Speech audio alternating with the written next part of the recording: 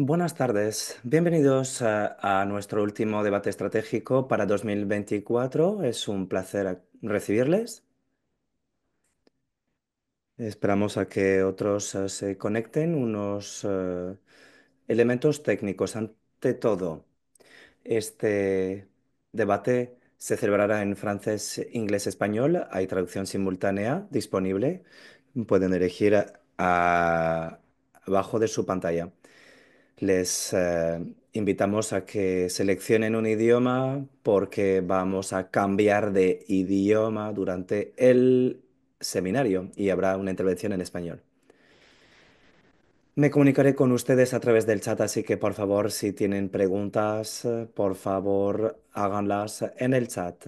Compañeros y compañeras míos y mías estarán al acecho para contestar en francés, en español, en inglés. Si tienen preguntas a raíz de las presentaciones, los ponentes contestarán a las mismas al final de las presentaciones. Y por favor, preséntense porque nos gustaría saber quiénes están participando. Y sin más dilación, le paso la palabra a Muriel Poisson. Bienvenidos, compañeros y compañeras, a este último debate estratégico del IP para 2024. Soy Muriel Poisson, trabajo en el IPE, en la sede en París.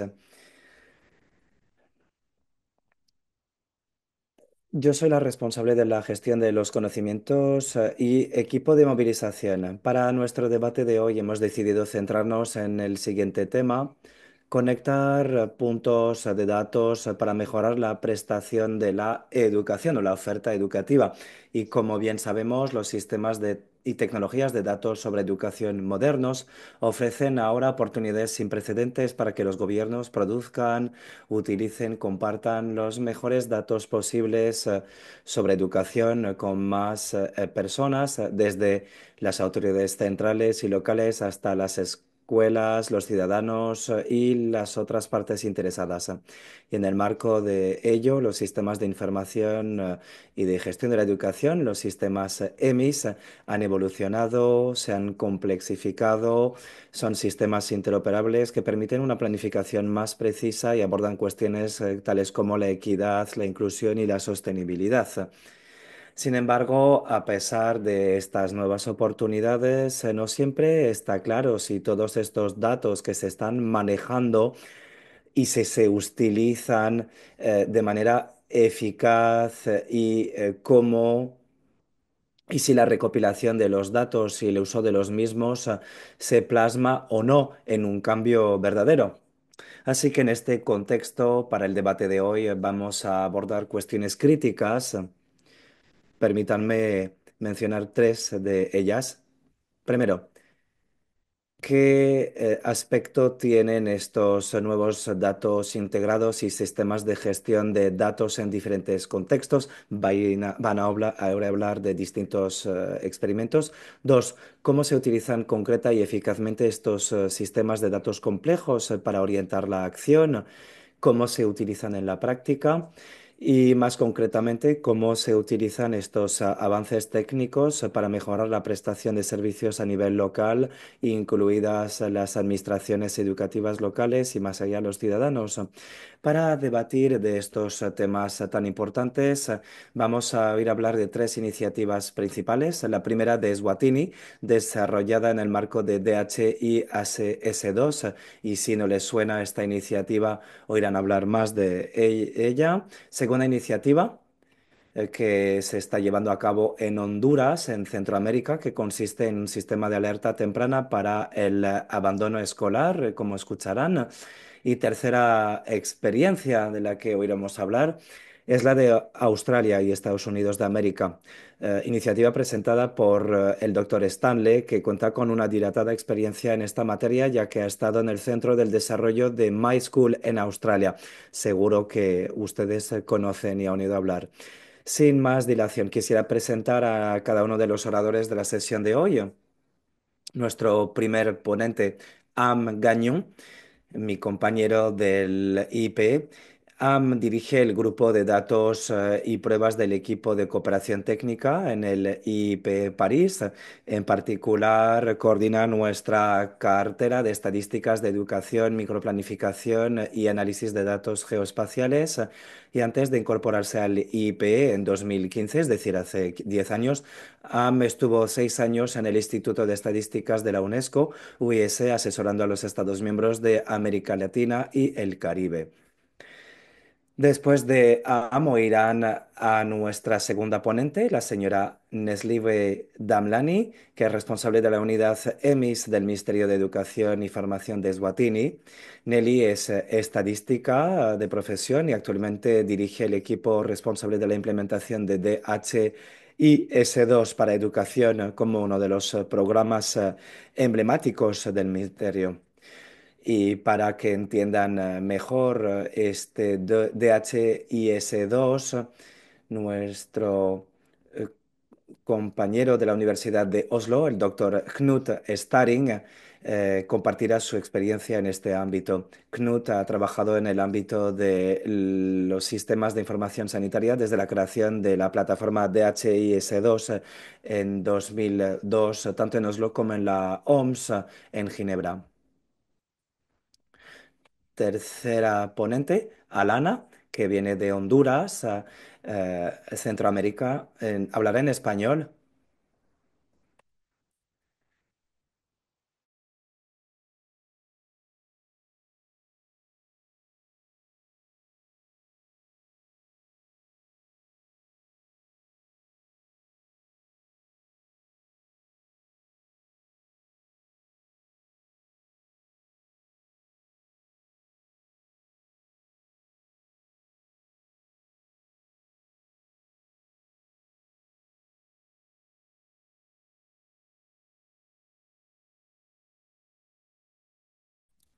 Y nuestro último ponente, el doctor Stanley Rabinovich, que cuenta con una larga carrera en el apoyo a los estados para desarrollar sistemas de evaluación y rendición de cuentas válidos, equitativos e inclusivos.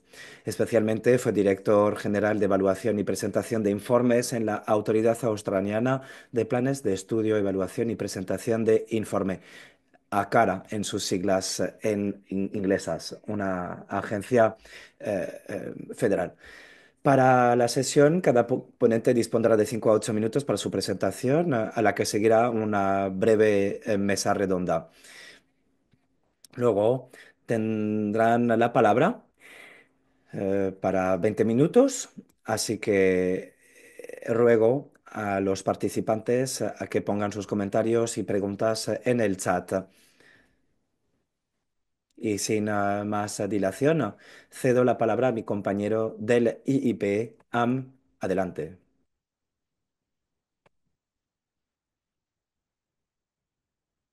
Muchas gracias, Muriel. Gracias a todos y todas por su presencia. Qué gusto estar aquí.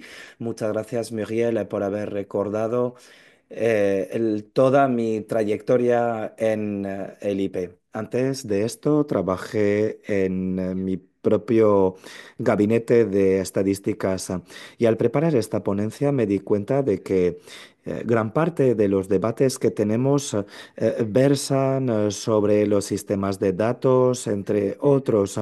Y esto me recuerda hasta qué punto esto reviste una vertiente política cuando hablamos de datos. La situación evoluciona mucho y los datos también evolucionan mucho. Así que quería compartir algunos aspectos y también hacer un balance sobre los avances. Hace tiempo podíamos utilizar la sigla SIGE o EMIS y censo escolar de forma intercambiable. Ya no es así. Tenemos datos muy variopintos, numerosos en distintos contextos, datos muy fluidos y hemos pasado de los datos en formato papel a los archivos Excel. Antes teníamos una recogida de datos anual y ahora es una recogida, una recolección de datos en tiempo real. Y también teníamos distintos niveles de recolección de datos a nivel de estado, a nivel municipal, pero ahora tenemos unos datos casi individuales. Hay múltiples partes interesadas. Entonces le estaba dando vuelta a este tema y estaba considerando estos cambios que se producen a nivel global y a nivel de nuestras partes interesadas. Y esto es fruto de los cambios internacionales y también a nivel organizacional. Una vez que estos grandes cambios se producen a nivel internacional, eso también repercute en las decisiones políticas. Pero también vemos que la planificación se da también a nivel micro, a nivel de las partes interesadas. Y este catalizador de cambio o estos catalizadores de cambio inciden en las instituciones y en los actores mismos. Y cada vez más las comunidades también inciden en cómo se elaboran las políticas educativas. Así que, a modo de conclusión, quisiera decir que estos cambios, estas transformaciones, inciden en el modus operandi de los EMIs. Hay más reactividad. La demanda procede del nivel nacional y pasa al nivel local, pero también empieza a nivel local y sube y asciende hasta el nivel nacional. También vemos que por el pasado aquellos datos que subían de abajo hacia arriba, pues bajan de arriba hacia abajo y eso les permite a los actores sobre el terreno ser más proactivos. Así que tengo muchísimas ganas de oír todo lo que se va a decir hoy para saber cómo ustedes contemplan esa forma de organizar los datos y la recolección de los datos a nivel más granular y también ver cómo la información nos puede llegar también desde fuera de los sistemas educativos, porque todo depende básicamente del contexto en el que uno vive. Además, eh, quisiera ver cómo la ética también incide en la educación. Son datos que tenemos que tomar en consideración a la hora de hablar del futuro de los sistemas EMIS.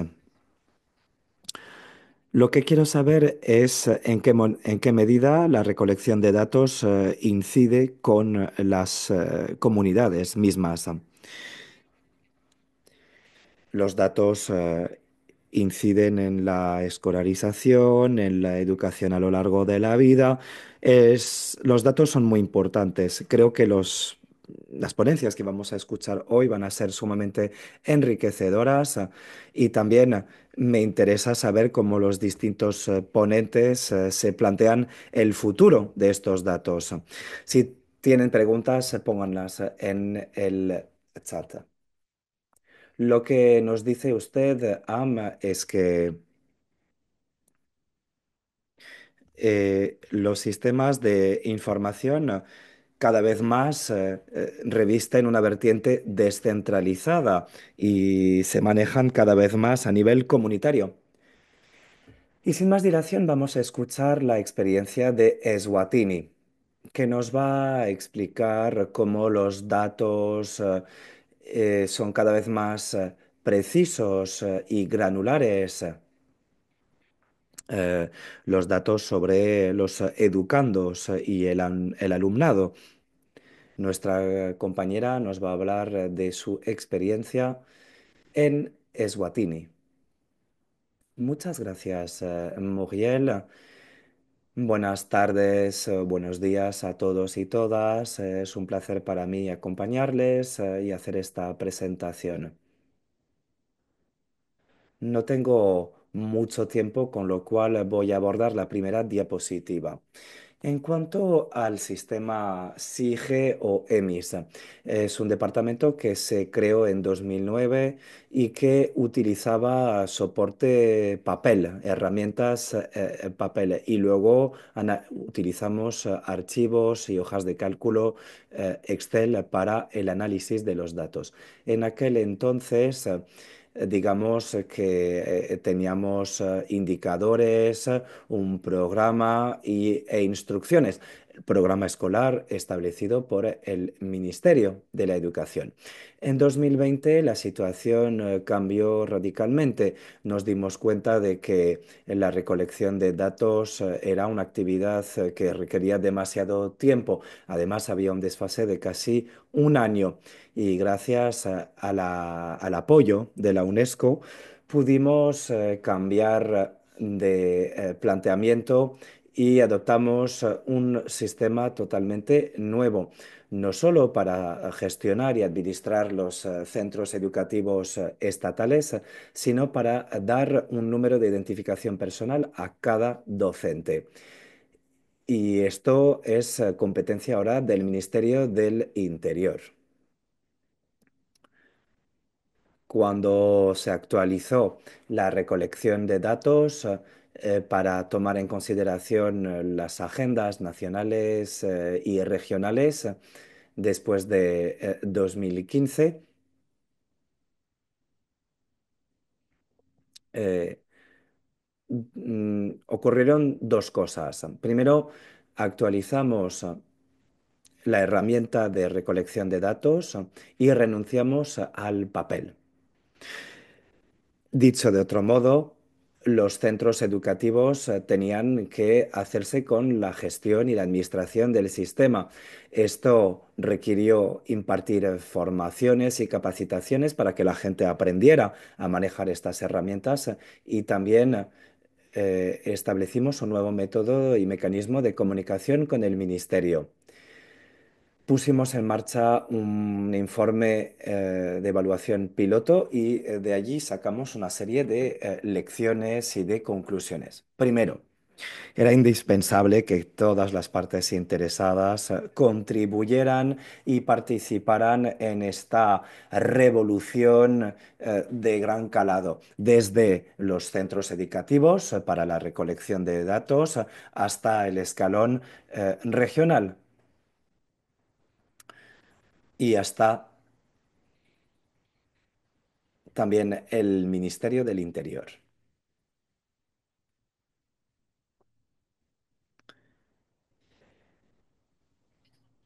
Tuvimos que crear un sistema de monitoreo y todas estas lecciones aprendidas las hemos integrado en nuestro programa. Los centros educativos, a raíz de este cambio, nos hicieron una serie de preguntas. Primero, ¿por qué necesitamos esos datos y esa información? Hemos implicado también al Ministerio de la Planificación y también participó este ministerio en las formaciones impartidas para explicar cómo esos datos se iban a utilizar y cómo se iban a nutrir básicamente de estos datos para enriquecer sus políticas. Así es como pudimos implicar a los ministerios para que se hicieran con este cambio. También hemos identificado las necesidades específicas en materia educativa, explicamos en qué consistían estas necesidades específicas y también hubo, digamos, una implicación del departamento informático. Básicamente, para esta parte de formación, todos fueron implicados. También seguimos explicando l- la importancia de llevar a cabo este cambio para que cada cual luego viera las ventajas de la recolección de datos.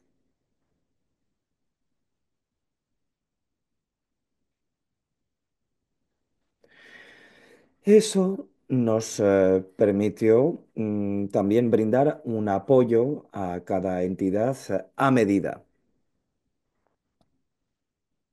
Así es como los docentes entendieron mejor el porqué de estos esfuerzos.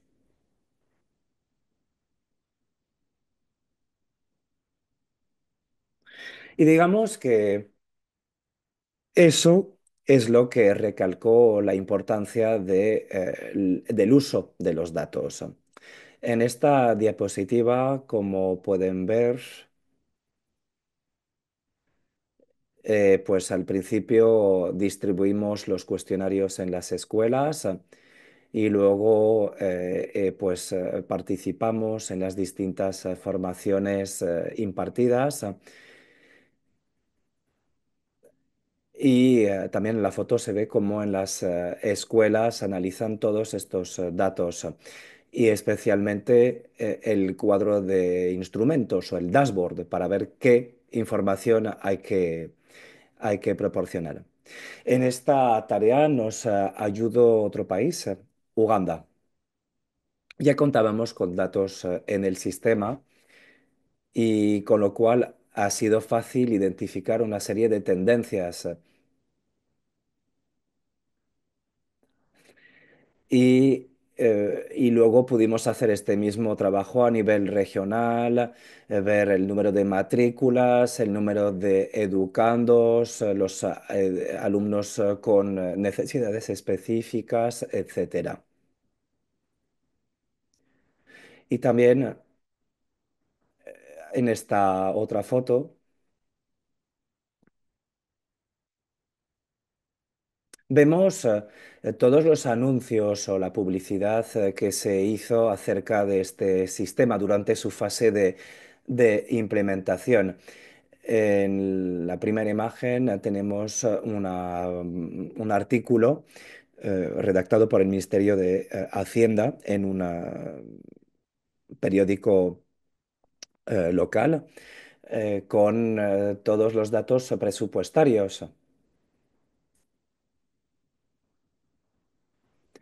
Y eh, también se demostró el número de educandos que se iban a monitorear a lo largo de su trayectoria escolar. Y luego la segunda imagen es también una imagen sacada de un periódico local con toda la presentación de la información sobre 6.718 alumnos habían dejado la escuela en 2023 y qué había pasado con ellos. Así que aunque en el pasado teníamos retraso en la recolección de datos, vemos que estos datos permiten nutrir el debate político, sobre todo acerca de qué acciones tienen que tomar los centros educativos y aquellas personas encargadas de llevar a cabo este programa. Cuando hay alumnos que dejan la escuela, pues queremos saber por qué. De allí que hayamos organizado reuniones sobre las causas. Pero bueno, digamos que allí teníamos los datos desglosados.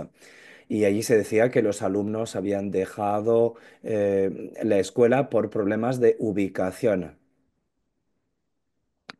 Pero a lo mejor estos alumnos están matriculados en otro lugar, pero no pudimos determinarlo. Y el código PIN es útil para decir tal persona que ha dejado tal centro escolar está matriculada en otro centro educativo. Y con esto ya sabemos a ciencia cierta, entre comillas, lo que ocurre en el sector educativo. Y en esta otra diapositiva se habla del sistema PIN, el número de identificación nacional. Es un número que se utiliza entonces en el país. Cada ciudadano cuenta con un código PIN. Este código se consigue oficialmente y permite acceder al servicio de atención sanitaria, por ejemplo. Y luego tenemos un registro de datos sanitarios. Y para la educación, este código PIN se ha empezado a utilizar en el año 2020 en la enseñanza primaria para que los centros educativos estuvieran al corriente. Hasta aquel entonces los datos los daban el profesor principal. Mm. Y en función de estos datos también se asignaba tal o tal presupuesto. En 2022 hubo una prevaricación de fondos y para luchar contra esto se utilizó más ampliamente el sistema PIN eh, para justamente comprobar las listas y cerciorarnos de que pues, el número de alumnos sea pues, el correcto y esto lo tendría que convalidar el Ministerio del Interior. Y así es como pudimos corregir los datos iniciales y eso también permitió limitar gastos excesivos por parte del gobierno y reducir el coste por alumno. Y eso también permitió propiciar una mayor transparencia a la hora de usar los fondos en los centros educativos. Se sabía con más certeza para qué servían estos fondos. También se utiliza en centros escolares de secundaria. Todos los estudiantes o alumnos han de contar con un código PIN. Los gastos se determinan desde el gabinete del viceprimer ministro y todos los datos recabados se cotejan con los del Ministerio de Educación. Y, por ejemplo, si se gasta X cantidad para tal alumno, hay que saber si el alumno en cuestión está escolarizado. Y eso también es una forma de comprobar y verificar la trayectoria académica de cada alumno desde su ingreso hasta su salida. Y eso se quiere desplegar para la enseñanza superior, para la enseñanza y la formación técnica y profesional, porque digamos que esto es útil también para el mercado laboral. Podemos informarle al mercado que X cantidad de alumnos van a egresar de los centros educativos con tal o tal habilidad y eso puede encajar con las necesidades del mercado laboral. Así que tenemos muchísimas ganas de ampliar este sistema a la enseñanza superior y a la formación profesional y técnica. Ya hemos empezado a trabajar con otros actores para justamente saber cuántas personas han salido o han ingresado de la escuela y saber qué habilidades y competencias tienen los alumnos que han sido formados en el sector informal. Cuando vuelven a integrar el sistema formal, eso también es importante saberlo. Y también otra cosa que ocurrió hace poco, estábamos presentando los resultados para 2024 y el ratio docente-alumno es muy bajo, con lo cual el coste de la educación es elevado y los centros educativos solicitaban más docentes y el ministerio pudo pues comprobar la suficiencia o no del número de docentes y si hacía falta reforzar el cuerpo docente en tal o tal lugar. Bien, como decía, estamos todavía en curso de despliegue de este sistema. Las cosas van por buen camino y también trabajamos en pro del sistema sanitario en las escuelas y sobre programas de educación y salud sexual y reproductiva. Vamos a ver qué es lo que podamos hacer de más en el sector de la educación para cerciorarnos de que el alumnado goce de buena salud y reciba una educación de buena calidad. Muchas gracias, muchísimas gracias por esos ejes de reflexión y para poder desarrollar esos sistemas de información muy pormenorizados.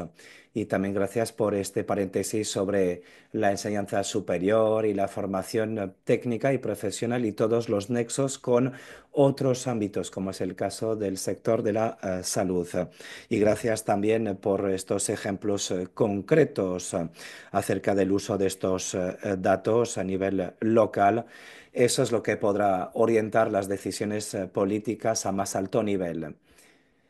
Y mm, ahora voy a ceder la palabra a nuestro compañero, el doctor Knut Staring, de la Universidad de Oslo, que nos va a hablar también de los sistemas de información sanitaria y ver si esto se puede aplicar en Swatini.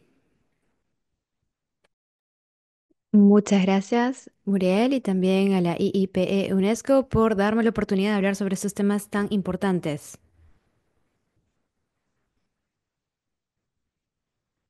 Somos una institución basada en la investigación y hacemos lo que se llama la implementación de softwares o programas que, que desarrollamos asimismo con desarrolladores en todo el mundo.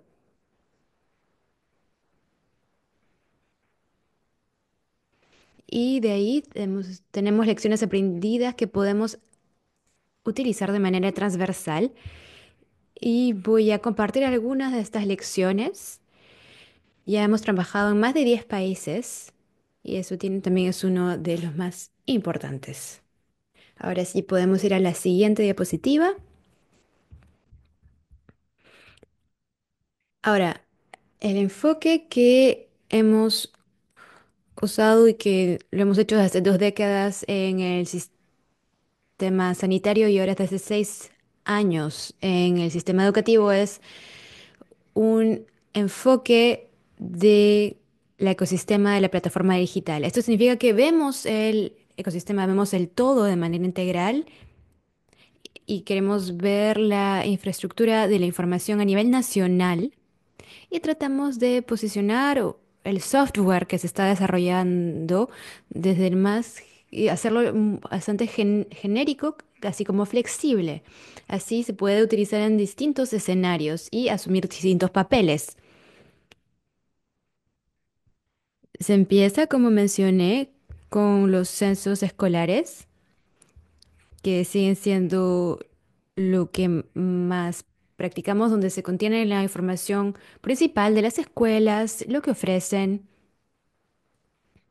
y también información clave sobre la infraestructura, lo cual incluye las aulas, también los retretes, por ejemplo, entre otros. Esto sigue siendo nuestro trabajo principal.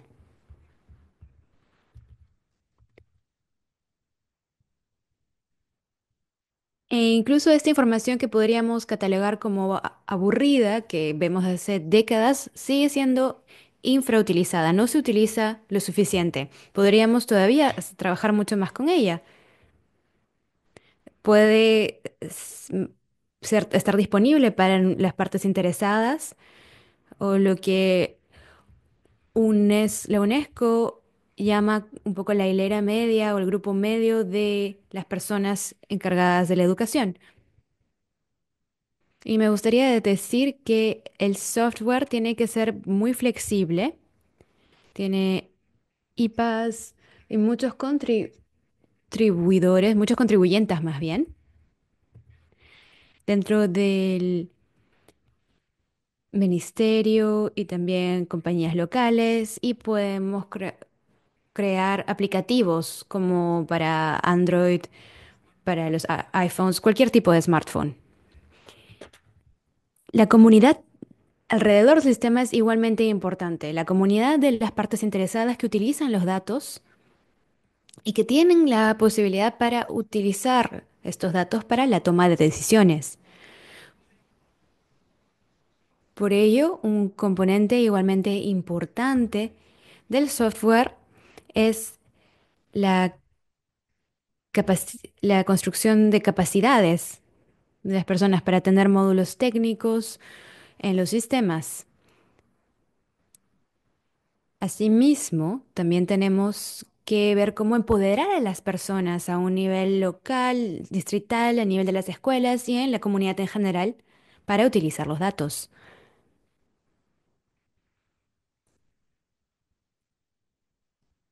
Ahora les quiero mostrar lo que utilizamos en el informe que hicimos previamente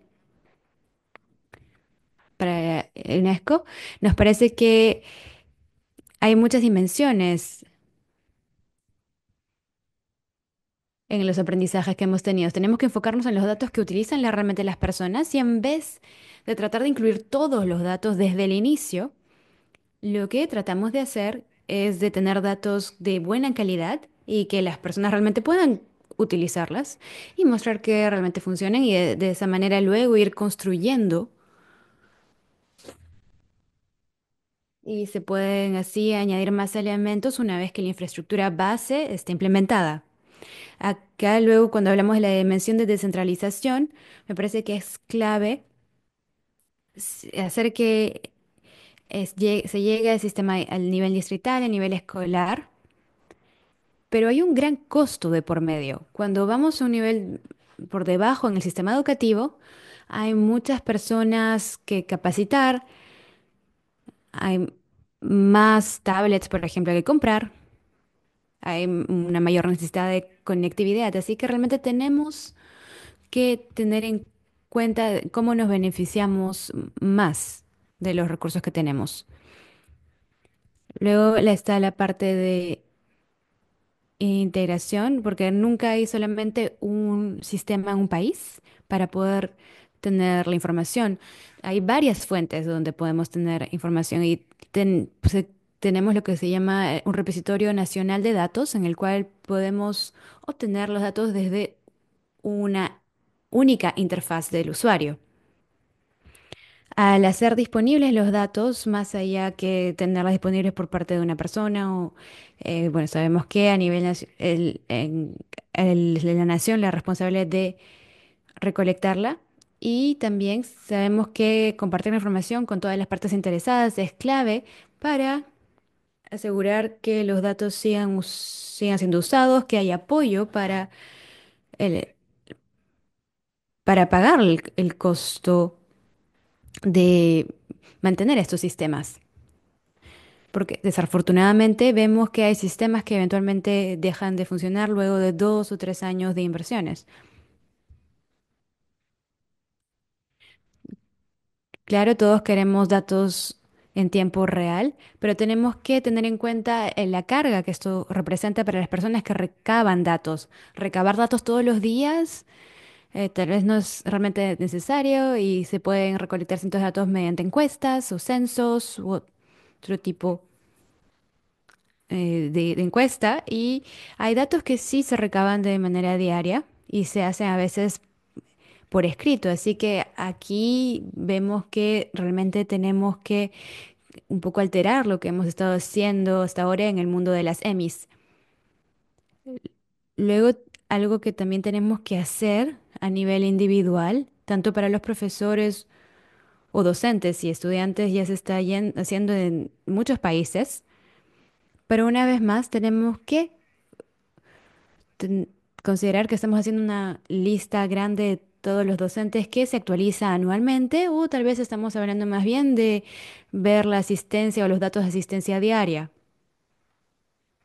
Esto necesita ser digitalizado, podemos hacerlo, pero tenemos que tomar en cuenta los beneficios y los costos.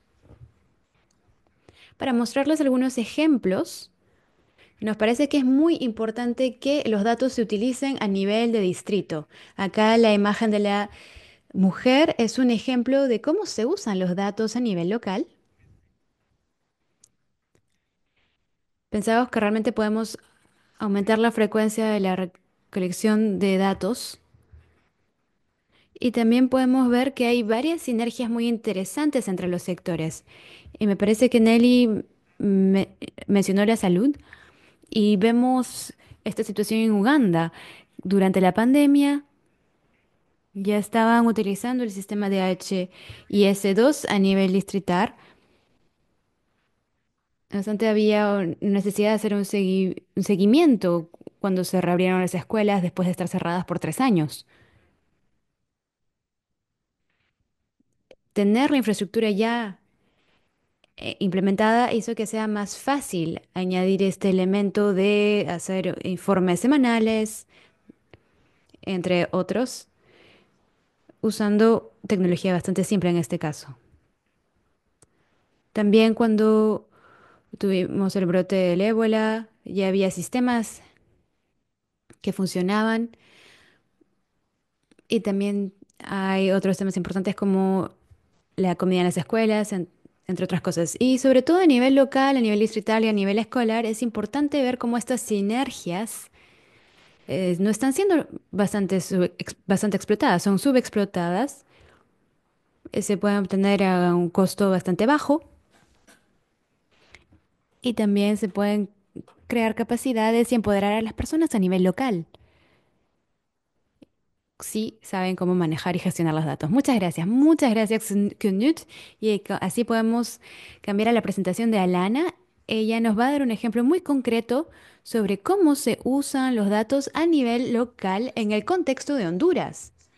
Y también nos va a mostrar cómo puede ser útil ver estas sinergias entre los sectores, que puede ocurrir con el sector salud, por ejemplo, ya que hubo un gran alce en su uso luego de la crisis de la pandemia. Y también sabemos que hay otras bases de datos de otros sectores que son importantes, como veremos en el contexto de Honduras. Así que te doy la palabra, Alana. Bien, muy buenos días a todos y todas. Es un honor dirigirme a ustedes desde la Dirección General de Currículo y Evaluación. Agradezco al IFE de la UNESCO por darnos la oportunidad de dar a conocer como país los avances que tenemos específicamente con el manejo de los datos.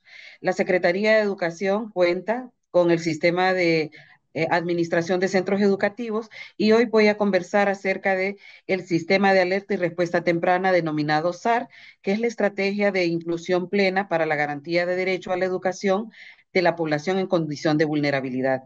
Es importante mencionar que nosotros como país somos un país donde las migraciones se han evidenciado y se han potenciado eh, significativamente. Podemos avanzar en la siguiente diapositiva, por favor. Bien, comentarles entonces que la Secretaría de Educación cuenta con el Sistema de Administración de Centros Educativos SACE, que es la principal herramienta tecnológica de gestión de la información que manejan los centros educativos a nivel nacional. Tenemos entonces toda la data en 4 elementos. Manejamos el componente de cobertura para la legalización de los centros educativos, se les entrega un código SACE donde se hace el seguimiento de la matrícula, la asistencia y también el desempeño que están teniendo las niñas y los niños. ¿Qué podemos nosotros entonces reconocer de todo este gran componente? Bien, nosotros consideramos que en el marco específicamente de la estrategia de inclusión plena para la garantía de derechos, nosotros hemos denominado el sistema de alerta y respuesta temprana. Es un proceso organizado, intencionado y enfocado en la identificación, atención y seguimiento del abandono o riesgo de abandono escolar a través de herramientas de gestión de la información que generan alertas tempranas y oportunas, específicamente con análisis de rutas críticas de trayectorias educativas de los educandos.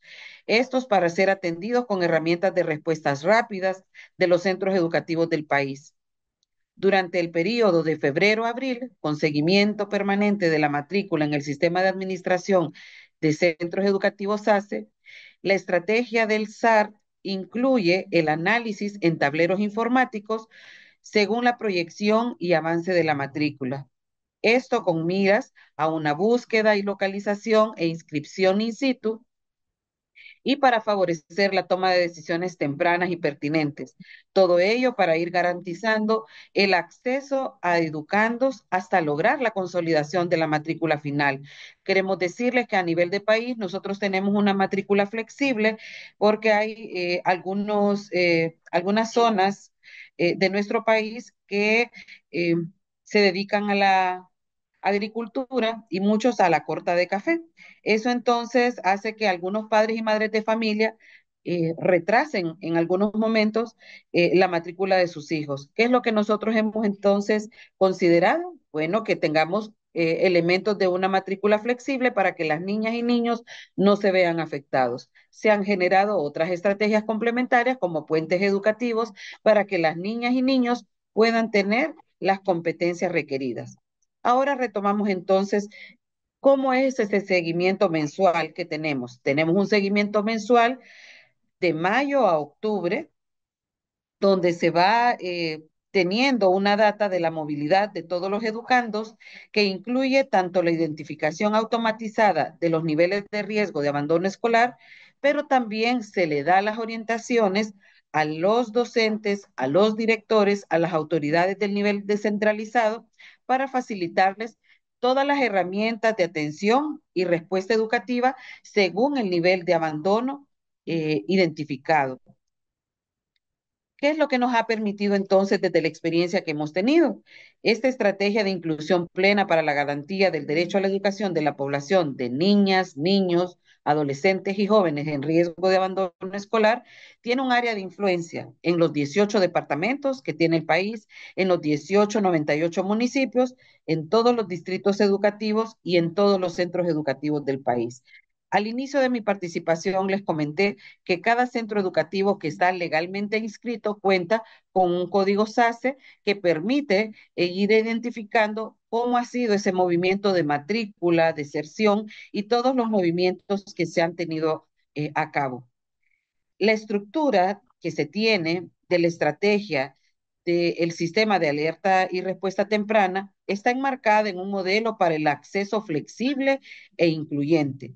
Es decir, tenemos la gestión de la información como tal, pero también tenemos la gestión de alertas que está contribuyendo a poder tomar decisiones con los planes de mejora y sobre todo con el uso de herramientas de respuesta educativa. Todo ello con una etapa de seguimiento de los indicadores educativos que más adelante daré a conocer.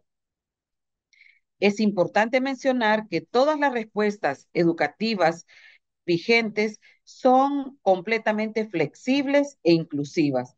Hablamos desde una respuesta institucional a través de los planes educativos de centro, a través de los planes educativos de red, que incluyen un kit de herramientas que integran tanto las orientaciones para una respuesta institucional, una descripción del sistema de alerta y respuesta temprana que está dentro del SACE, un módulo específico del sistema de alerta y respuesta temprana. ¿Qué es lo que ha entonces generado esta oportunidad de tener esta estrategia? Si bien es cierto, se tiene muy buena intención de poder identificar cuáles son esos condicionantes que un niño o una niña tiene, nosotros entonces hemos generado algunas herramientas concretas como ser el manual docente sin conectividad para la identificación del riesgo de abandono en el sistema, que es el SAR. De igual manera, se han generado documentos como lo es las orientaciones para una respuesta institucional, otros manuales específicamente para docentes que puedan identificar ese riesgo de abandono, que puedan documentarlo primero de manera física, pero también que puedan ingresarlo a la plataforma. Esto nos ayuda entonces a ir verificando tanto el impacto de la vulnerabilidad en los aprendizajes. Hemos generado normativa nacional e internacional para la garantía de derecho a la educación y algunas orientaciones metodológicas de la atención de educación emergencias. Todo esto nos ha venido a favorecer como país para que podamos entonces generar una planificación institucional basada en la elaboración de proyectos específicos para la atención educativa de niñas, niños, adolescentes y jóvenes en condiciones de vulnerabilidad. Todo esto se queda plasmado en los proyectos educativos de centro. En toda la intervención que nosotros estamos teniendo, se realiza un mapeo de derivación de casos graves de riesgo de abandono escolar. Yo les mencionaba que tenemos entonces, dentro de la planificación educativa del centro educativo, también se generan proyectos específicos con un enfoque en migración para la red educativa.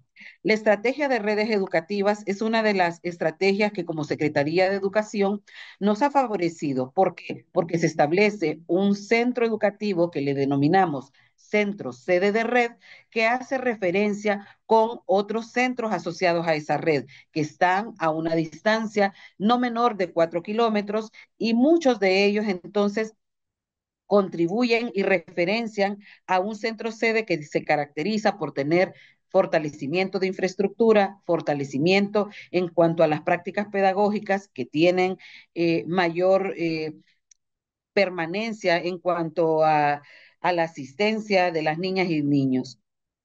¿Qué otros elementos entonces nosotros mencionamos en el marco de toda esta estrategia del SAR? Existe entonces una respuesta administrativa. ¿Cómo nosotros regulamos esa respuesta administrativa?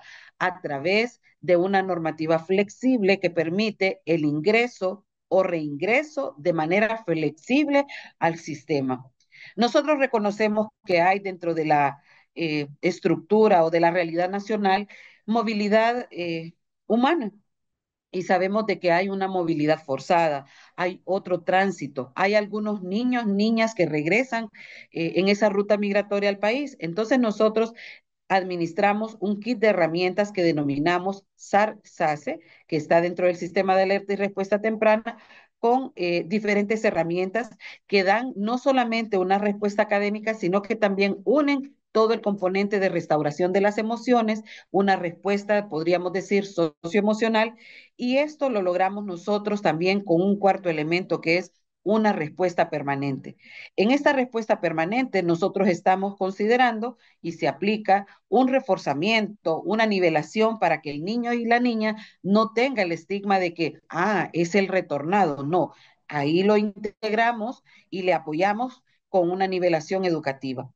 Esto nos indica entonces que se ha logrado tener una respuesta articulada interinstitucionalmente, es decir, existen algunos incentivos educativos para que podamos precisamente tener esa integralidad, tener esa atención, esa capacitación para los docentes que van a recibir a las niñas y a los niños. Nosotros como país nos hemos eh, caracterizado específicamente por ser un país de tránsito migratorio y eso ha permitido también entonces que tengamos ciudades de acogida donde aplicamos rutas educativas para poder contribuir a la continuidad de los aprendizajes de las niñas y de los niños.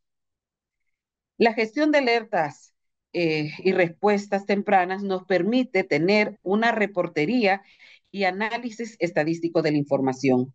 Por ejemplo, podemos ver en pantalla todo lo que corresponde a cómo ha estado la matrícula de acuerdo a indicadores específicos. Les mencionaba antes que teníamos algunos indicadores ya claramente categorizados, por decir, número de educandos matriculados en situación de movilidad. Quizás la diapositiva y los números se ven un poco pequeños, pero sí me gustaría expresar puntualmente lo siguiente.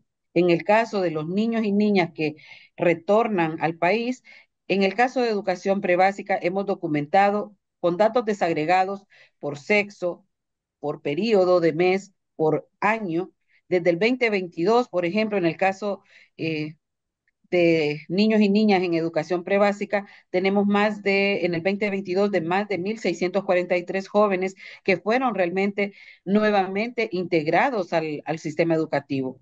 De ellos, 2,640 estaban considerados o fueron atendidos en el periodo del 2022-2023.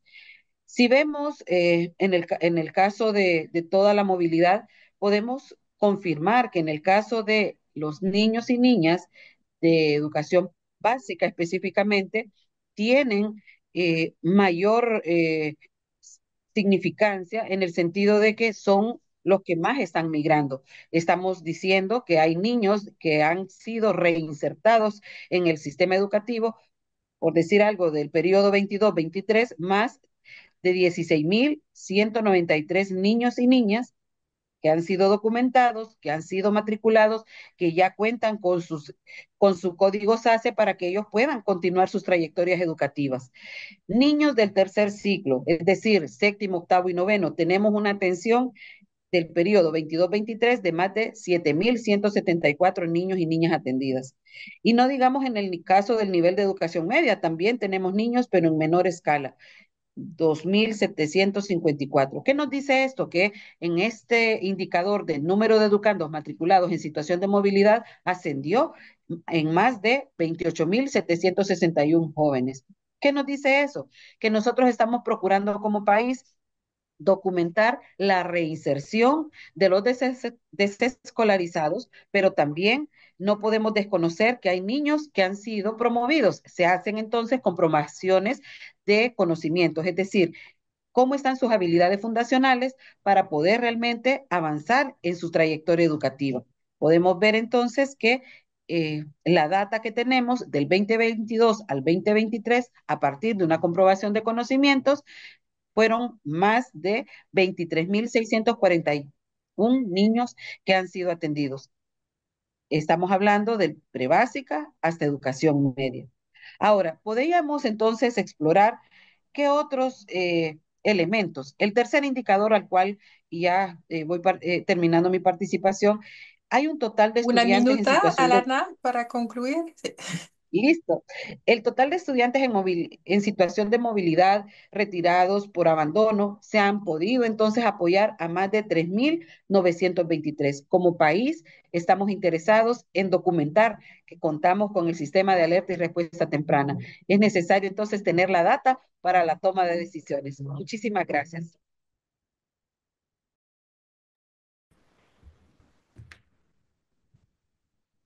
Thank you very much, Alana. That was a very interesting experience. Muchísimas gracias, Alana. Fue una presentación muy, muy interesante y creo que también va a interesar a nuestros participantes. Hemos escuchado entonces sobre cómo hay una gran cantidad de datos, sobre todo datos vinculados a la educación, a la migración y cómo se han utilizado en Honduras. Y ahora vamos a ir un poco más allá y vamos a preguntarnos sobre cómo este tipo de información se utiliza también para la rendición de cuentas utilizando los sistemas educativos. Y para ello yo quiero dar la palabra a Stanley para que él nos comparta su opinión sobre cómo se usa toda esta gran cantidad de datos para hacer una rendición de cuentas escolares. Así que le doy la palabra a Stanley. Stanley creo que está en silencio.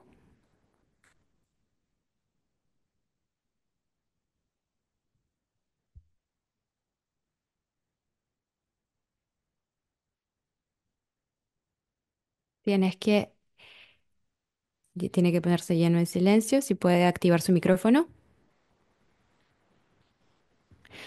Buenos días, buenas tardes y buenas noches. Y a mis antiguos colegas en Australia ya es el día siguiente, así que buenos días otra vez.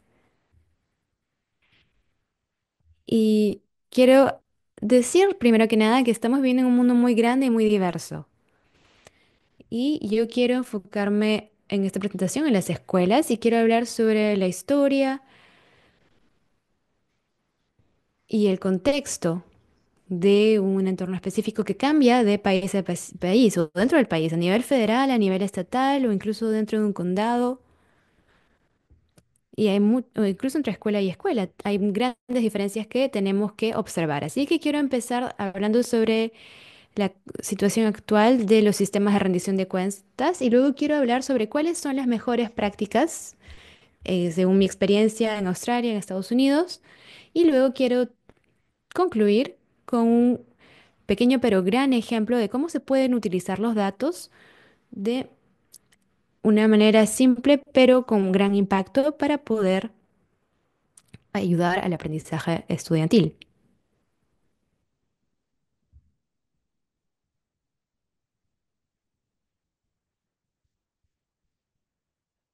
A ver, vamos a la diapositiva. Muy bien.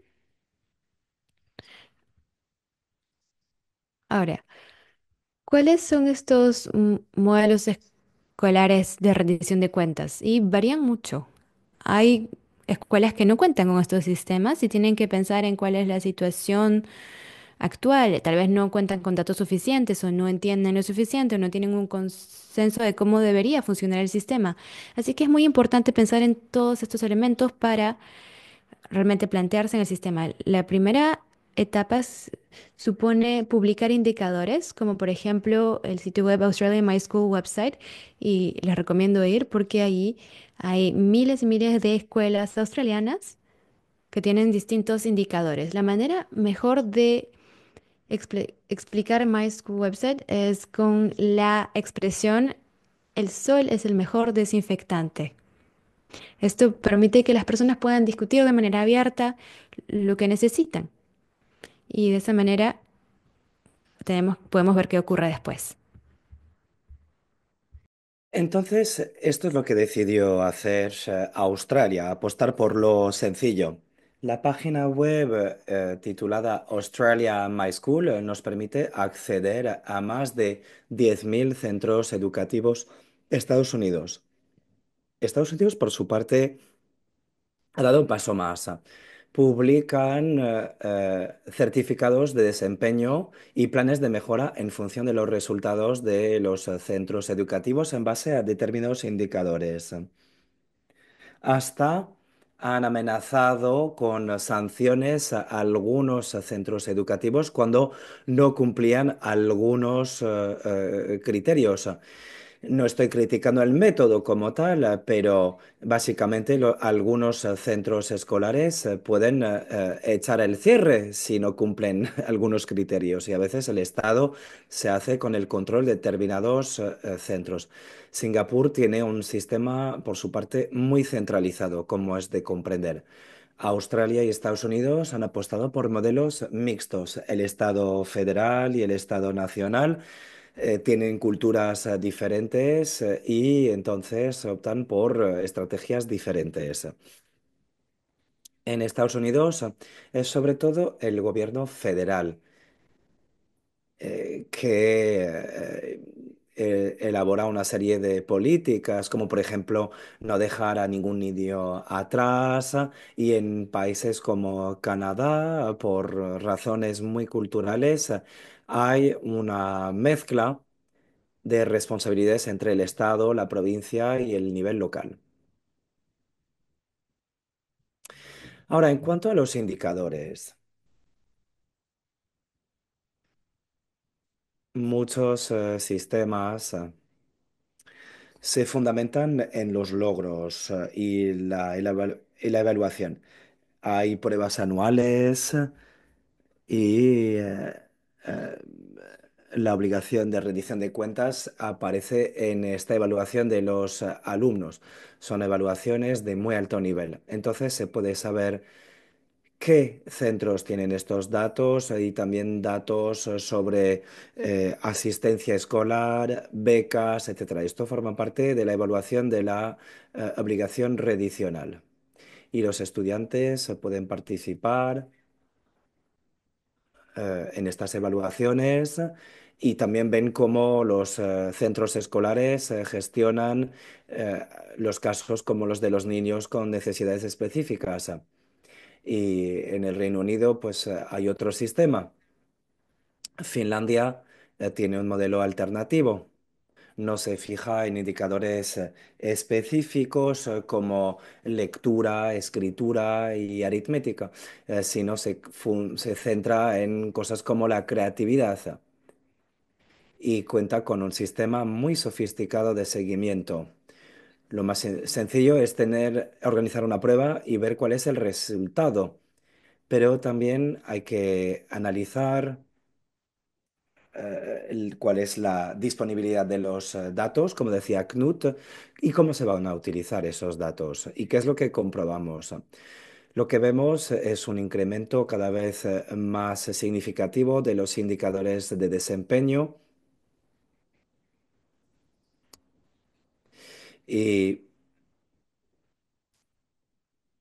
digamos que eh, no todas las escuelas, no todos los centros educativos pueden tener un desempeño excelente, pero cualquier centro escolar puede mejorarse.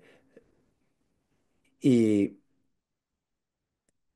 lo que intentamos hacer es comparar los centros educativos en base a la financiación que reciben para hacer estudios comparativos justos y equitativos. Ahora me gustaría abordar buenas prácticas en los modelos de contabilidad escolar y cuáles son las lecciones que he aprendido en este ámbito.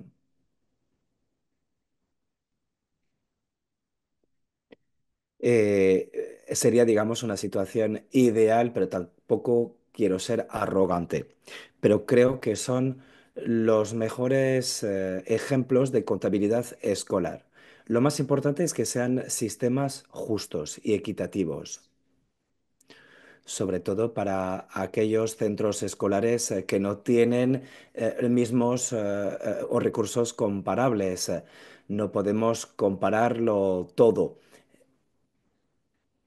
Así que estos sistemas de buenas prácticas están diseñados para que las escuelas tengan buenos resultados. Luego, este sistema se tiene que centrar en la comunidad. Muy a menudo las reglas, las normas vienen de arriba hacia abajo y no toman en consideración todos los parámetros como demográficos, históricos y culturales. Eh, Hay que tomar en consideración la comunidad, o sea que hay indicadores académicos, pero también sociales.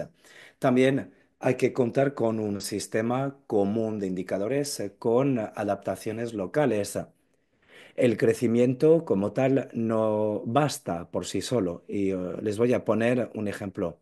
¿Cómo hay que analizar el crecimiento? Muy bien. eh, eh, el crecimiento se ha de analizar en los últimos 12 meses, por ejemplo. Eh, y digamos que en este ámbito hay que fijar un mínimo de tasa de crecimiento, pero no todos los centros escolares van a poder tener el mismo nivel de crecimiento. De ahí la necesidad de contar con este conjunto de indicadores. Luego, no todas las escuelas, no todos los centros educativos tienen un desempeño excelente, pero todos los centros pueden crecer y este crecimiento luego redundará en el desempeño. Como dije en mi introducción, dije que el sol lo desinfecta todo. ¿Por qué dije esto? Pues porque hay que debatir con la comunidad. A veces se publican datos, está muy bien, pero lo que importa es saber qué se hace a partir de estos datos. Por supuesto que habrá diferencias y divergencias, pero son aceptables estas divergencias en términos de desempeño, porque siempre hay divergencias de desempeño dentro de una misma comunidad. Y también hay que hacer una evaluación cultural justa, no sesgada, que tome en consideración las necesidades de los alumnos con necesidades específicas y ver también qué tecnología tienen a disposición los alumnos y los centros educativos. Así que no hay que apostar por pruebas estandarizadas, hay que apostar por un sistema más individualizado, más personalizado. Y ahora, volviendo al ejemplo que quería poner inicialmente. En Acara, en Australia, publicamos información sobre datos que registran un crecimiento superior a la media. cuando los alumnos pasar del año 3 al año 5 y del año 7 al año 9. Son mejoras significativas y entonces hay que destacarlas. Y hemos podido destacar y recalcar estos centros educativos con un muy buen desempeño, prescindiendo de su nivel socioacadémico. Ahí hay cuatro cuadriláteros. Tenemos los logros y el crecimiento. En el primer recuadro tenemos las escuelas. Cada punto es una escuela en el país. 10.000 escuelas, así que son muchos puntos. Se puede ampliar este diagrama. Hay escuelas con un desempeño débil y un crecimiento muy limitado. Nadie quiere estar allí. Y luego hay un recuadro con escuelas con un excelente desempeño y crecimiento. Y claro, es el recuadro en que todos quieren estar. Y cómo describir los recuadros 2 y 3. Hay que pensar de forma ordenada. El crecimiento es más importante que el desempeño como tal o los logros educativos. Así que el recuadro 2, la pregunta es la siguiente. ¿Por qué no hay crecimiento? ¿Por qué no hay crecimiento? El desempeño está bien, pero hace falta más crecimiento. Hay todavía mucha tela que cortar. Entonces, ¿qué es lo que se puede hacer para mejorar este crecimiento? Hay que concluir. Sí, 30 segundos. En el tercer recuadro son las escuelas con pocos resultados, pero hay crecimiento. Y luego, pues, la comunidad tiene que reflexionar sobre por qué no hay un desempeño más elevado. Y luego tenemos el recuadro con las escuelas que mejores resultados tienen. Entonces es un sistema muy sencillo, como ven, y eso permite nutrir un debate local. Muchas gracias, Stanley. Lo que sugiero es que, bueno, hay ya muchas preguntas en el chat. Muchas personas quisieran saber cuáles son los factores humanos detrás de estos sistemas que se han presentado. Así que en 2 o 3 minutos podríamos hablar quizás de la experiencia de cada país. Nelly, Alana, Stanley, para pues justamente hablar de las iniciativas de vuestros países. Muy brevemente, ¿nos podrían hablar de los recursos humanos necesarios para estos experimentos? Nelly, cuando empezamos el cambio para obtener los datos por parte de los centros educativos, necesitábamos pues cerciorarnos primero que los datos eran de buena calidad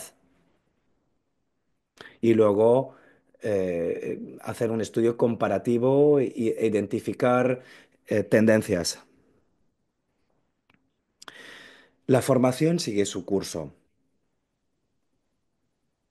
y por supuesto que necesitamos contar con recursos, con conexión a Internet y tablets, por ejemplo. Esto requiere muchísimos recursos. Y luego hay que formar y capacitar a los docentes que se van a encargar de recabar los datos. Entonces, eso es lo que se nos olvidó tomar en consideración antes y ahora estamos intentando solucionar esto. Gracias, Neri. Alana, no sé si nos puede decir usted, pues para este sistema, qué es lo que han hecho en términos de recursos. Y definitivamente a través de la Mesa Ministerial de Transformación Digital hemos avanzado con todo el componente de desarrollo de capacidades en las y los docentes. Tenemos 5 componentes específicamente: capacitación continua, la dotación de equipo tecnológico, pero también ese componente interinstitucional de conectividad. Consideramos nosotros que tanto la dotación del recurso tecnológico como el desarrollo de capacidades en las y los docentes es necesario, pero de igual manera un compromiso ético, es decir, el uso responsable y transparente de los datos, generando esa confianza en las comunidades. Consideramos que esa accesibilidad y herramientas tecnológicas permite, dentro del SACE, cada docente tiene un código SACE donde está alojando toda la información de todo lo que está realizando con los estudiantes, tanto matrícula, asistencia, desempeño académico.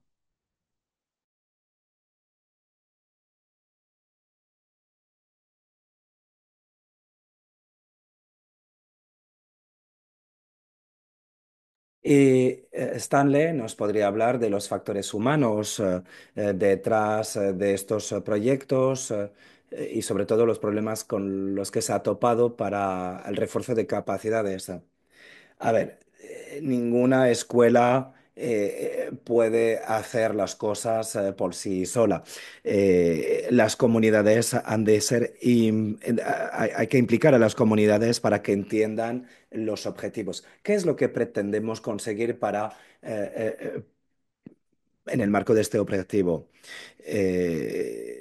Necesitamos modelos, buenas prácticas y lo que hicimos en Australia con estas escuelas doradas, eh, mm, básicamente se han convertido en un recurso valioso. Los demás directores de centros educativos podían llamar y ponerse en contacto con estos centros educativos para inspirarse en lo que había funcionado. Gracias, Stanley.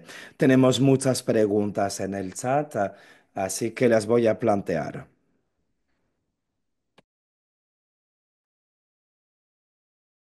¿Me puedes escuchar, Nelly? Entonces, está la pregunta sobre los tipos de desafíos que tuviste cuando quisiste pasar del papel a la recolección de datos de manera digital. Y sabemos qué diferencia entre las dos. Si nos podrías dar los desafíos principales que tuviste. Luego, una vez más para ti, Nelly, ¿cuáles serán los beneficios básicos del uso del DHIS2? ¿No? Para que nos hablen un poco sobre el valor añadido que hay de esto en comparación con otros. Y luego también para ti, Nelly, ¿cómo es que la capacitación de los actores en las escuelas ha tenido un impacto en el Swatini? ¿En qué formatos se han hecho estas mejoras? ¿Y cómo podemos mejorar en general la calidad de la información? Así que estas son las preguntas, sobre todo para ti, Nelly, pero tal vez Knut tal vez quiere complementar. Y luego para Alana. A nivel de la participación de la comunidad, mencionaste que la idea también es movilizar a las comunidades cuando hay estos sistemas de alerta temprana y cómo se empodera entonces a las comunidades cuando tenemos este tipo de iniciativas. Y también hay otras preguntas sobre los estudiantes que viven en entornos rurales, las estrategias específicas que utilizaste para prevenir que los alumnos no vayan a la escuela en en estos contextos, cuando es la época de la cosecha, por ejemplo, y cuál es tu estrategia basada en eso. Y luego hay otra pregunta para ti, Alana. ¿Cómo se están creando las alertas? Realmente, ¿cómo han sido alertas? Según la base de datos que compartiste con nosotros. Y asimismo, cómo los actores en las escuelas y los docentes han recibido alertas según estos sistemas y también con la información provista por el gobierno. Y bueno, primero entonces, Stanley, para ti hay preguntas muy relacionadas con el crecimiento y a qué te refieres con el crecimiento escolar.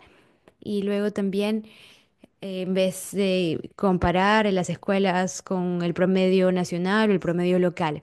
Así que tal vez podríamos empezar con Nelly. Muchas gracias. Knut, si me puedes ayudar con algunos elementos. Para Eswatini y el entrenamiento a nivel local, quiero mencionar que la persona que apoyó este cambio durante los últimos 2 años fue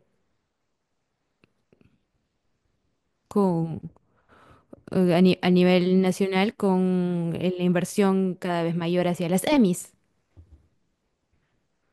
Y tenía que haber una rendición de cuentas para los programas educativos a nivel primario. Tenían que ser lo más transparentes posibles.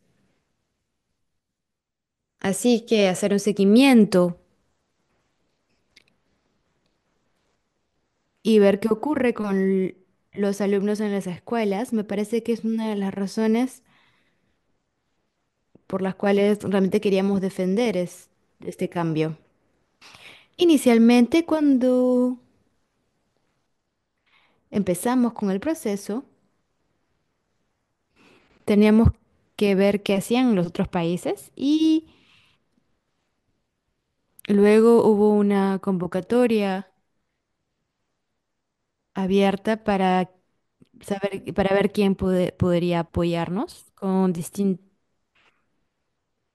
demandas, ¿no? Quiénes vendrían al país para apoyarnos con el desarrollo del sistema. Tenía que ser alguien que entienda que queríamos hacer un seguimiento de los aprendices o de los alumnos. Y bueno, también está el DHIS2 que vimos como un elemento muy importante. No sé si es todo esta pregunta. Luego también hablaban sobre los desafíos de pasar de la recolección de datos de manera física, ¿no? De manera por papel a la manera digital y luego también otros enfoques como está TEDx y luego también cómo has trabajado en la construcción de capacidades de los actores de las escuelas. Muy bien, la construcción de capacidades. Ok, en ese momento tuvimos que realmente comprometernos en trabajar con los usuarios para la recolección, para esta herramienta de recolección de datos. Tuvimos que hacer que participen, tuvimos que capacitarlos y teníamos que hacer que entiendan para qué utilizábamos los datos. Y luego teníamos apoyo con, por ejemplo, Mozambique, con los desarrolladores del sistema. Entonces, no solo trabajamos con el sistema de los EMIs, sino también los de ReachNow y también con los docentes para que ellos entiendan cómo podían utilizar el sistema para su propio beneficio y cómo podían utilizarlo en su planificación a nivel escolar. Y como mencioné, al inicio no se usó mucho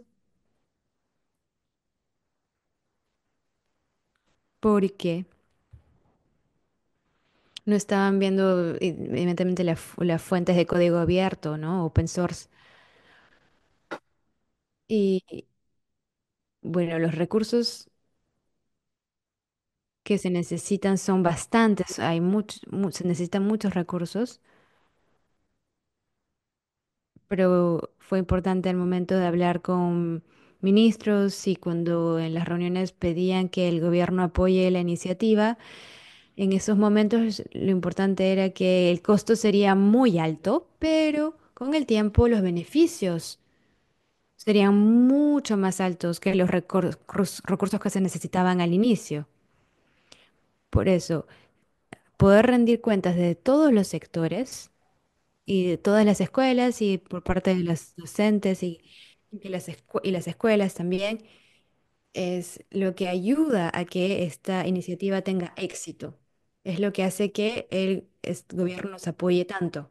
Sí, la construcción de capacidades es uno de los elementos que me parece más crítico porque pasar del papel a lo digital significa que hay también un gran progreso a nivel digital. Para ello, la infraestructura tiene que ya estar implementada y también tiene que haber una capacidad humana que funcione. Muy bien, gracias, Nelly. Sé, Knut, si quieres decir algo o complementar.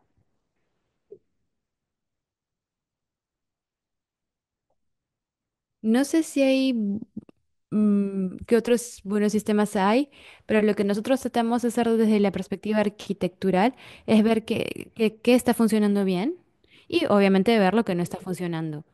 Pero sobre todo tratamos de elaborar o desarrollar aún más los sistemas implementados, porque siempre hay más que un sistema en un país y tenemos que ver la interoperabilidad en temas clave y tenemos que tener también una una lista de escuelas y de estudiantes de registro de estudiantes de calidad. Y por ejemplo, también teníamos el caso de Togo que importaba datos para así poder ofrecer una plataforma mucho más flexible. De esa manera también podían conectar la plataforma con WhatsApp para poder difundir los resultados de sus exámenes, por ejemplo, con los padres. El factor flexibilidad y de la comunidad me parece son los factores más distintivos. Muchas gracias, Knut. Alana, te doy la palabra para que hables un poco sobre la estrategia del sector rural. Por ejemplo. Sí, me gustaría comentarle, ¿verdad? Ya todo el manejo estadístico nos establece que la deserción escolar es más alta en las zonas rurales y algunos factores que la determinan difieren precisamente por eh, temas de género, es decir, el 70% de las deserciones se concentran en las zonas rurales, 7 de cada 10 casos se dan en hogares pobres y específicamente en los quintiles 1 y 2. La mayoría de las deserciones ocurren a partir del sexto grado. ¿Qué es lo que nosotros hemos estado haciendo con el sistema de alerta y respuesta temprana? Precisamente es un proceso intencionado, organizado y enfocado en la identificación de estos jóvenes. Por eso entonces nosotros llevamos de manera automatizada todo el registro de la asistencia. Hay un involucramiento por parte de las comunidades porque desde el enfoque que nosotros tenemos es a través de las redes educativas y tenemos más de 2.800 redes educativas organizadas a nivel nacional. ¿Qué quiero decir con esto? Las rutas críticas de trayectorias educativas de los educandos establecen esa comunicación que tiene el centro educativo, establecen el plan educativo de centro, cuáles son esos condicionantes. Por ejemplo, si está el niño o la niña faltando a clase, pues entonces se le da un seguimiento. Hay un involucramiento con padres y madres de familia para poder dar ese acompañamiento. No solamente queda el docente junto con el estudiante. No, aquí hay un enfoque integral. Nosotros consideramos que esas respuestas rápidas contribuyen a que desde el centro educativo se generen específicamente intervenciones intencionadas para la retención escolar. Esa es parte de la estrategia de redes educativas. También nosotros les mencionamos que tenemos un kit de herramientas, ¿verdad? Que involucra el componente de habilidades socioemocionales, ese seguimiento que se da con padres y madres de familia, pero sobre todo también sensibilizar al docente que cuando el alumno retorne o antes de que se vaya, hay que dar un proceso de seguimiento, un proceso de nivelación para que pueda tener mayor incidencia en la permanencia. Muchas gracias. Gracias, Alana. Y ahora, Stanley, te doy la palabra sobre el tema del crecimiento escolar. Me parece que el problema de usar promedios es que los promedios usan mucha información, pero ignora el hecho de que las escuelas son muy diferentes. Y hay muchos elementos que no me agradan de los promedios. Así que cuando quiero hablar sobre el desarrollo y el crecimiento, lo primero es hacer un seguimiento de un estudiante cuando está progresando o avanzando en distintos grados escolares. Queremos ver cómo ellos están mejorando sus capacidades. Ese es un modelo. Vemos cómo progresan los estudiantes, cuál es su trayectoria para volverse peritos en ciertas áreas, ¿no? Cuando al momento de terminar con la escuela. Luego también tenemos que ver el grupo de edad. Por ejemplo, el año 3, por ejemplo, en qué grado está el alumno, sexto grado, séptimo grado.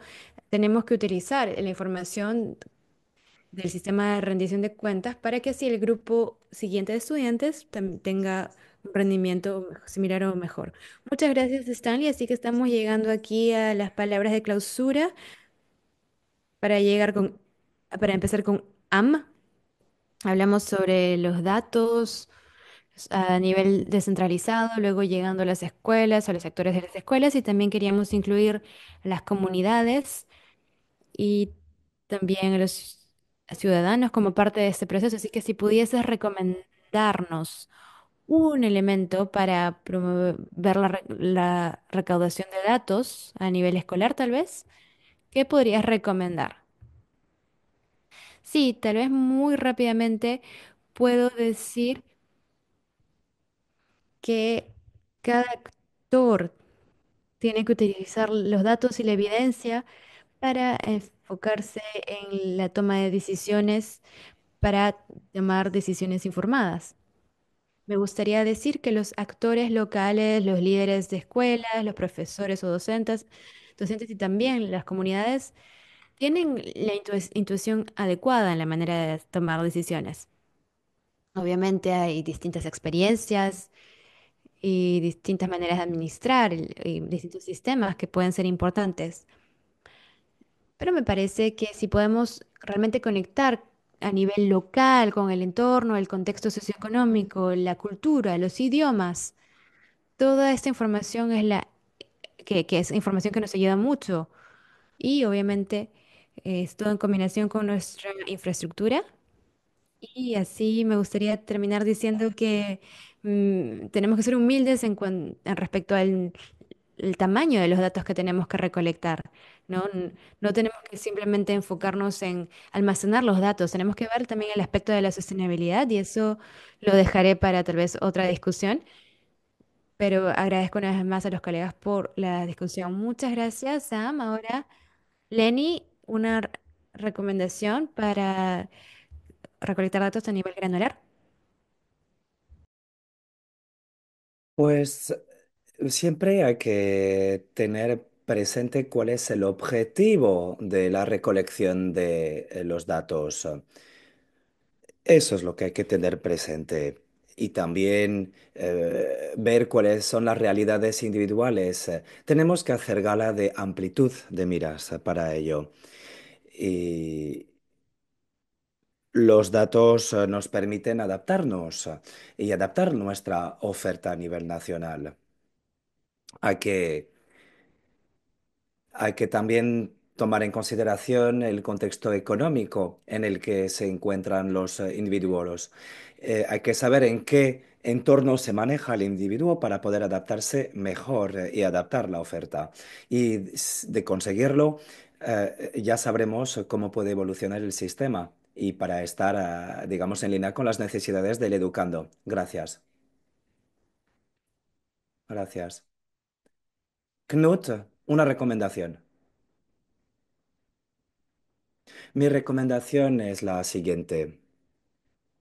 Hay que tomar en consideración los sistemas. Esa es la perspectiva que hay que seguir, pero empezando por lo más sencillo, hacer que el sistema permita conseguir datos fáciles de utilizar, de buena calidad y que permitan a los actores sobre el terreno tomar decisiones acertadas. Una vez que la gente sea consciente de la existencia de estos datos, se podrá reforzar el sistema, pero luego hay que empezar por algo sencillo.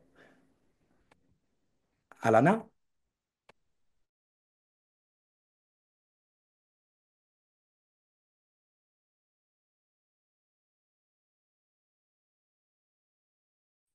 Sí, agradecer, ¿verdad? Esta oportunidad. Definitivamente el hecho de poder humanizar los datos creo que es relevante.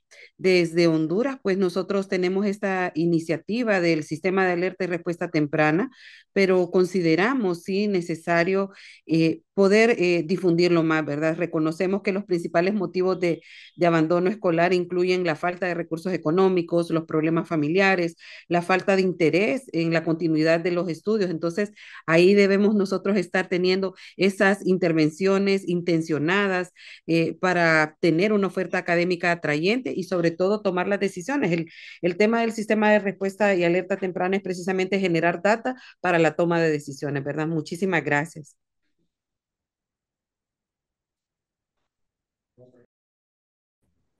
Stanley.